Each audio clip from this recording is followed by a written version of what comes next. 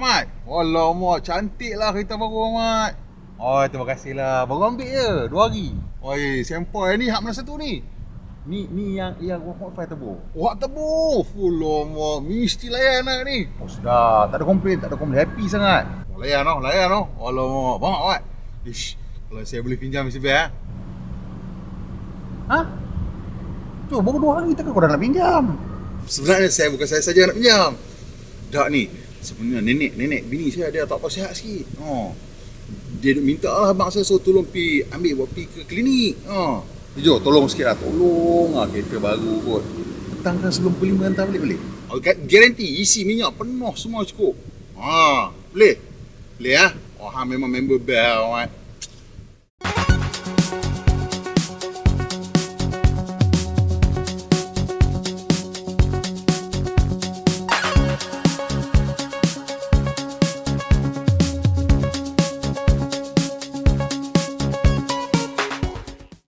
Honda Civic ni kan kita kata dah masuk dalam buku sejarah tau, sebagai salah sebuah kereta yang mengubah landscape dunia otomotif global. Kejayaan paling besar Honda Civic ni lah sebagai kereta keluarga keluaran Jepun yang pertama yang boleh kita katakan berjiwa muda. Ianya tiba di pasaran sebagai kereta global pertama Honda dan menawarkan satu teknologi yang tak pernah dilihat sebelum itu ataupun selepasnya, iaitu teknologi CVCC. Kalau VTEC ramai orang dah copy, CVCC tak ada siapa nak copy. Sebab ianya satu teknologi yang sangat canggih. Saya nak cerita pun makan masa dan hanya baru-baru ni saja telah berjaya dibangunkan semula dengan teknologi fuel injection. Dulu Honda buat benda ni pakai carburetor, satu yang sangat-sangat gempang. Kalau nak tahu lah lebih lanjut mengenai CVCC ni, kami pernah buat satu video sejarah Honda Civic di mana kita cerita sikit lah dengan lebih lanjut tentang CVCC ni. Dan kalau awak nak tengok, awak boleh klik pada pautan kat atas ni ataupun cari pautan di ruang description selepas habis menonton video ni. Pendek cerita lah, teknologi CVCC ni dia telah berjaya menjadikan Honda Civic sebagai satu ikon penjimatan bahan api lah. Dia menghasilkan pembakaran yang bersih. Macam mana bersih? Sampai masa tu Honda patutnya kena pakai catalytic converter, tak perlu pakai catalytic converter. Malah teknologi ni menjadikan Honda sebagai sebuah jenama kereta yang bertaraf dunia ni, bukan di mata kita tapi di mata para jurutera industri. Sejak daripada tu Honda memang menjadi penanda aras lah. Untuk kereta keluarga yang berjiwa muda, Honda dia punya benchmark dia. Dan kekal lah daripada dulu sampai sekarang, dia ni antara pendahulu dalam kelas dari pelbagai aspek. Model yang generasi ke-10 ni orang panggil sepit ketam lah. Ni pasal bentuk lampu belakang dia. Lain pada yang lain yang orang kata nampak punya sepit ketam lah. Reka bentuk Civic yang sangat ranggi ni lah telah saya rasa lah mengekalkan kedudukan dia lah sebagai sedan keluarga segmen C. Ini pilihan untuk mereka yang berjiwa muda lah. Di Malaysia ke, di mana ke, sama aja. Malah saya rasa image Honda Civic ni sangat sukar untuk ditandingi oleh jenama dari Jepun ke, Korea, Eropah pun susah. Tu sebabnya bila Mamat dapat je kereta, saya terus pergi jumpa dan minta nak pinjam. Nak merasa sama ada versi terbaru Honda Civic ni masih lagi jauh ke depan ke berbanding dengan pesaing-pesaing dia. Cuba Abang Teka kami bawa pergi ke mana.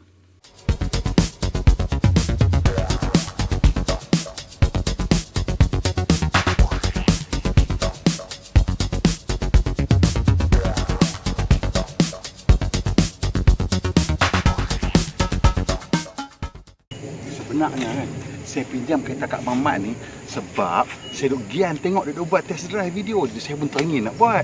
Ni saya pinjam kat dia tu. Ni hari ni kita dah di mana tau? Batu Malim. Batu Malim ni kat mana? Antara Raub dengan Sungai Koyan. Saya bawa kereta pusing-pusing yang abang kat dia.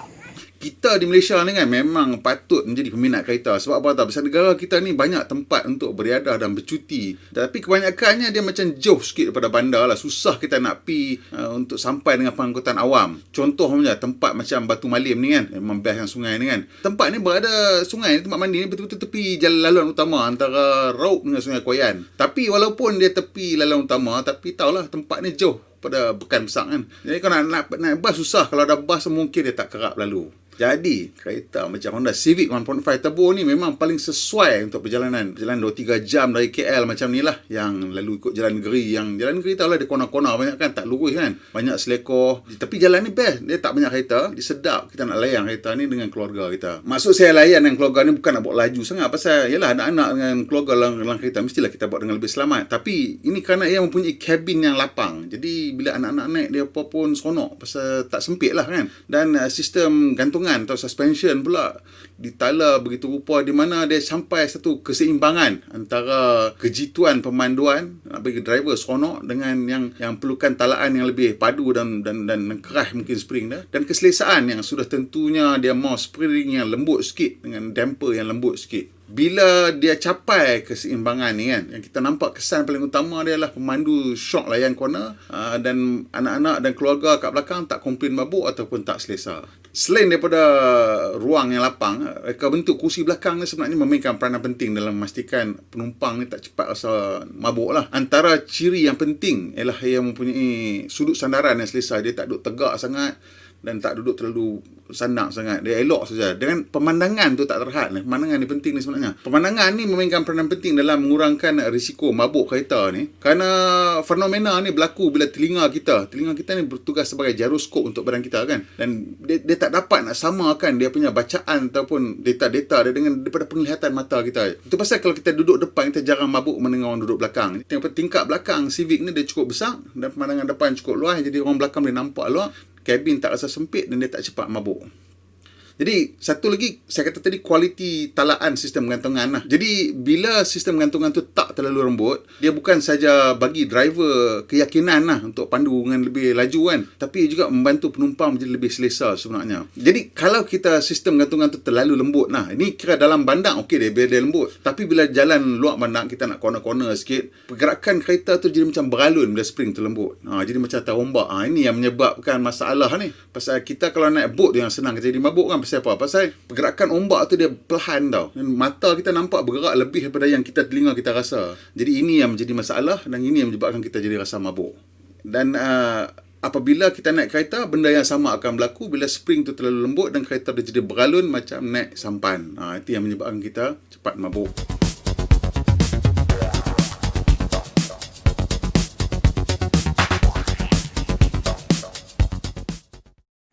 Kereta Civic 1.5 turbo ni saya paling berkenan sekali sebenarnya dia punya rupa tu lah. Rupa dia memang cantik. Kereta ni adalah satu produk yang sangat kompleks lah, dan harga dia tinggi lah. Jadi sepatutnya lah kan, bila kita membuat pilihan kereta mana kita nak beli, elok jika kita beri keutamaan kepada pertimbangan yang rasional lah. Kita tengok fakta dan data.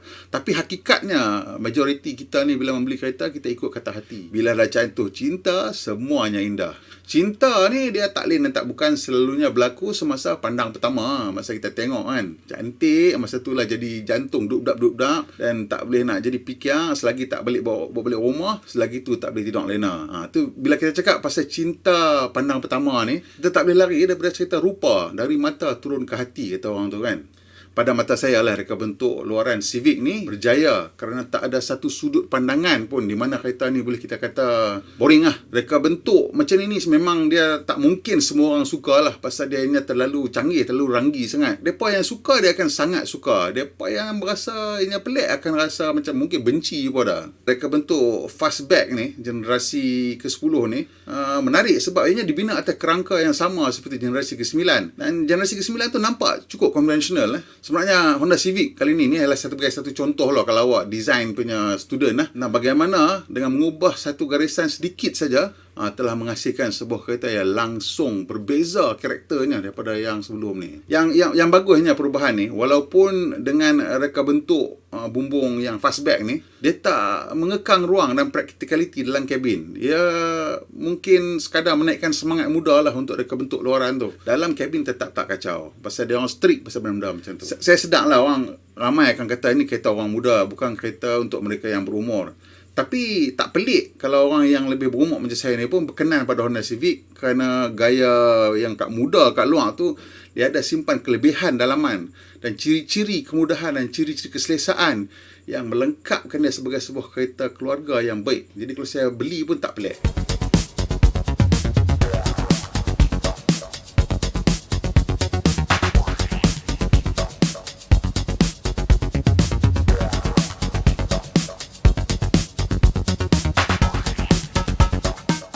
Bila saya tengok video test kereta kan, kebanyakan semua orang bawa naik genting lah kan, tunjuk menduga chassis dan enjin lah, dia nak tunjuk handling apa semua kan.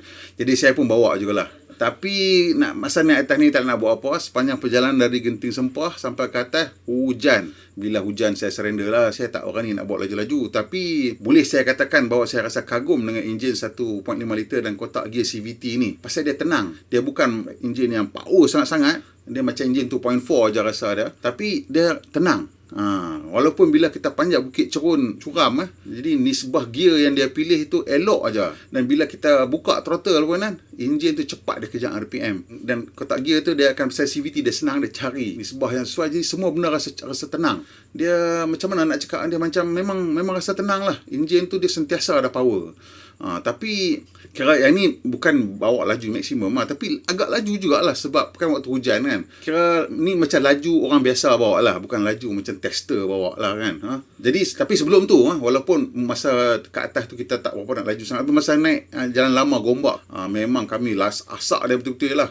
Dan chassis dia tak menggelabah. Jalan ni kering masa kami lalu, tapi banyak bahagian yang lembap dan banyak daun yang jatuh tutup jalan. Jadi permukaan tu ada juga yang bersalut tanah pasal ada hujan dan tanah runtuh. Jadi semua ada permukaan yang elok, yang licin, yang tak rata, yang pecah-pecah, semua ada. Dan dalam semua keadaan ni kereta ni membuat saya tersenyum pasal dia tetap tenang je. Kita tekan kereta api, tapi dia relax, dia tak bunyi enjin kuat, tak ada. Dan chassis dia tak crash, dia tak bergegar langgar lubang. Itu yang syok tu. Dan chassis ni cukup bagus sampai dia punya sistem kawalan kestabilan VSC dan traction control tak menyala langsung lah. Ni penyudahnya bukan saya terpaksa kurang laju sebab mem besar bising kan. Punya syok layan naik Genting, saya rasa jomlah terus pergi ke Bentong. Dah pergi Bentong, pergi Rauk ni dah kali kedua tau saya pusing kereta ni, saya pinjam kereta ni kat Ahmad kali kedua ni. Kami penyudah lebih 1,400 km kami bawa kereta ni. Masa buat video ni, ni layan apa saya. Ni kali kedua sebenarnya kita Abang Mat. Itu kita pergi sampai Rauk je. Kali ni kita nak pergi Sungai Koyan. Cameron Highland daripada Sungai Koyan. Cameron Highland Sungai Koyan ni jalan perfect untuk enjin 1.5 turbo dengan chassis kereta ni. Jom kita layan.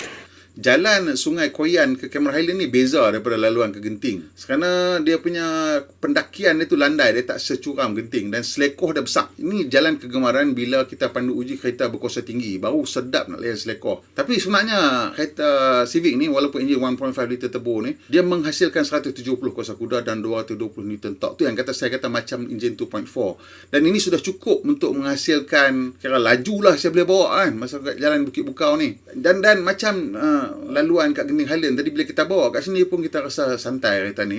Ini saya rasa sebab torque yang dihasilkan ni maksimum 220 Newton tu daripada 1,700 sampai 5,500 RPM. Jadi bila-bila masa kita buka throttle sentiasa ada torque maksimum tu nak tarik kita. Dan saya rasa ni sebab kenapa saya rasa dia santai lah. Ni sebab dia punya torque maksimum tu pada 5,500 kan. Sama kedudukannya dengan kuasa maksimum 170 tu duduk di tempat yang sama 5,500 RPM juga. Jadi selalunya kita tengok torque akan jatuh dulu sebelum kita sampai kuasa maksimum, tapi ini tak sempat. Jadi kat mana-mana pun kita perah dia tetap ada power dan tetap ada torque. So itu yang saya rasa membuat kereta ni rasa santai lah walaupun kita betul-betul lanyak dah kan. Udah sampai ke Cameron Highland tu dia. Memang ngam. Tadi kita tak bawa lah laju sangat, tapi memang ngam corner best kereta layan. Ni memang one of the best family car lah untuk kita sebagai pemandu kan untuk still be able to enjoy our drive.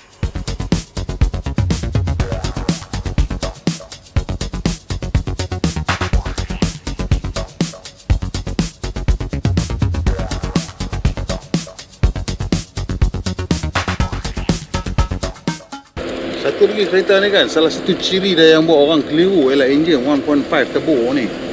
Saya kata keliru sebab bila orang dengar turbo, orang rasa inilah untuk prestasi tinggi. Dan memang betul turbo tu membantu menjana kuasa, tapi sebenarnya turbo tu diguna ialah untuk menghasilkan penjimatan minyak. Sebenarnya Honda Civic 1.5 turbo ni dia mempunyai dua sifat berbeza dalam satu kereta. macam Dr. Jekyll and Mr. Hyde. Bila kita memandu kereta ni kan, kita tengok dia punya papan pemuka dia akan tunjuk cara untuk pujuk kita tau, untuk memandu dengan lebih eco. Bila kita pandu laju, warna bertukar jadi biru, lepas tu jadi merah. Kalau tidak, dia warna hijau, cantik je, nyaman hijau tu. Dan dia akan nanti dia bagilah macam dapat award. Bila kita bawa bagus, dia bagi berapa daun, berapa bintang, macam tu lah. Jadi mungkin nampak macam benda ni tak datang kesan, tapi percaya ianya memang betul kesan. First time saya bawa kereta ni, saya jadi macam confused. Tak mau bawa laju lah, pasal meter tu duk tunjuk macam mana track record orang sebelum ni. Kita jadi macam tak mau bawa laju, kita nak try jadi eco driver. Okey, saya dah pandu kereta Abang Mat ni 1400 km, dan pada saya lah conclusion ni, saya rasa Abang Mat patut jual Honda Civic Turbo ni dengan kadar segera. Pasal apa? Pasal kalau dia tak jual, tiap-tiap minggu nanti saya main kacau nak pinjam kereta ni. Pasal ada terlalu banyak kelebihan pada kereta ni yang saya suka. Jangan marah Abang Mat, kereta pulang balik okey kan? Minyak penuh kan? Okey, pertama sekali lah benda yang saya suka ialah reka bentuk luaran. Kereta ni memang saya rasa reka bentuk dia cantik lah. Kabin selesa, ruang luas dan praktikal kabin dia kan. Segala benda lah, daripada reka bentuk, tempat nak simpan barang, semua aturan peralatan, semua ergonomik lah. Susah lah saya nak komplain pasal kabin Honda Civic ni. Kalau saya nak komplain, saya selalu kata warna hitam sangat lah. Tapi memang orang Malaysia ni suka benda yang sporty. Tapi saya tak apa suka warna hitam, saya rasa terlalu gelap. Tapi Malaysia suka, so okey lah tu. Kelengkapan kabin ni pun memang kira terkini lah. Skrin 7 inci kan. Sambungan Bluetooth tu biasalah, asas satu semua kena ada. Tapi penting dia ada Android Auto dengan Apple CarPlay. Jadi Android Auto dengan Apple CarPlay ni setengah kereta banyak lagi yang tak ada lah. Bila ada Android Auto dengan Apple CarPlay ni, kita tak heran sangat lah benda-benda apa ada dekat sistem hiburan tu. Janji ada speaker best, sound system okey, dah ngam. Pasal semua benda kita simpan dalam telefon kita. Jadi kita nak tengok navigasi pun kita buka, kita punya aplikasi dalam telefon, kita nak dengar lagu pun lagu ada dalam telefon, nak buat apa pun semua dekat situ. Dan yang pentingnya, bila semuanya melalui sistem hiburan kereta kan, dan semuanya keluar melalui speaker, 8 speaker tu, jadi semua benda, suara untuk navigation pun kat situ, suara telefon pun kat situ, lagu pun kat situ. Jadi dia boleh control. Bila time nak kena navigation, benda lain jadi senyap. Bila telefon, yang lain jadi senyap. Bila nak lagu saja. Jadi dia tak mengelirukan kita. Ni penting sebenarnya. Lepas tu untuk pemandu lah. Untuk pemandu bestnya pasal kursi elektrik lah. Semua varian dapat kursi elektrik. 8 cara aturan lah. Lepas tu steering. Steering tu pun boleh tala sudut dengan capaian. Jadi mudah lah nak kita dapat kedudukan yang selesa. Dan Malaysia ni panas jadi aircon tu penting. Dan untuk varian premium yang kita bawa hari ni, dapat kawalan iklim. Dia climate control 2 zon. So sebelah kiri penumpang, sebelah kanan pemandu, boleh suhu berbeza. Penting je. Untuk saya penting lah pasal saya suka sejuk. Dan ahli keluarga lain memang tak suka sejuk sangat. So saya boleh kawal lah. Untuk varian lain dapat sistem iklim 1 zon lah.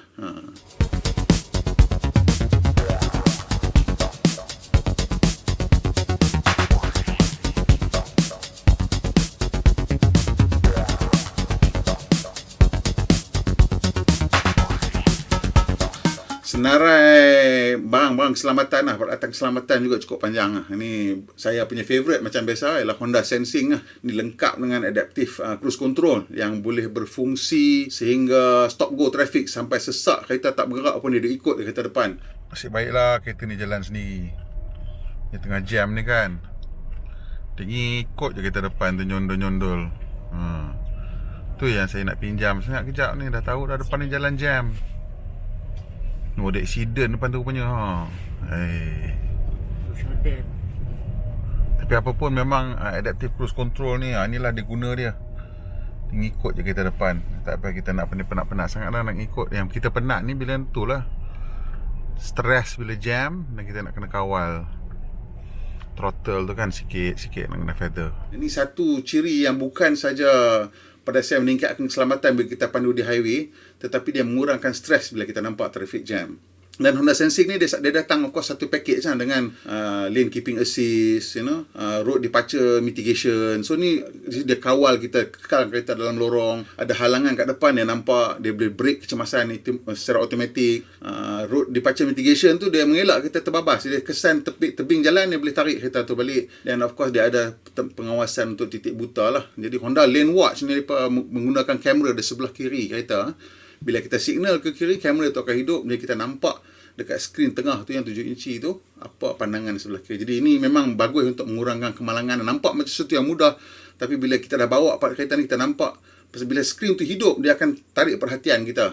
Pasal sebelum tu skrin tu mungkin tunjuk radio station ke apa kan, tiba-tiba dia bergerak kan, dia akan tarik perhatian kita. Kita akan tengok dan kita akan nampak kalau ada motor ke, ada kereta ke di titik buta kita sebelah kiri. Dan saya suka juga pasal semua varian datang dengan 6 beg udara. Ada brake auto hold dan sistem bantuan cerun ataupun hill hold assist.